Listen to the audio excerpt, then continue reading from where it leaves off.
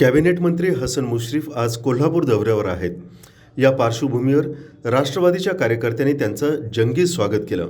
मंत्री मुश्रीफ यांच्या स्वागताच्या निमित्तानं कार्यकर्त्यांनी बाईक रॅली काढली होती. ही रॅली कावळा नाका येथून दसरा चौक येथे आल्यानंतर मुश्रीफ यांनी छत्रपती शाहू महाराजांच्या पुतळ्याला अभिवादन केले. यानंतर ते छत्रपती शाहू महाराज समाधीस्थळ येथे गेले. त्यानंतर बिंदू चौक येथे महामानव डॉक्टर बाबासाहेब आंबेडकर, महात्मा फुले यांच्या पुतळ्याला त्यांनी अभिवादन केलं. यानंतर त्यांनी अंबाबाईचं दर्शन घेतलं आणि आज कागल येथील जाहीर सभेत ते आपली भूमिका स्पष्ट करणार आहेत.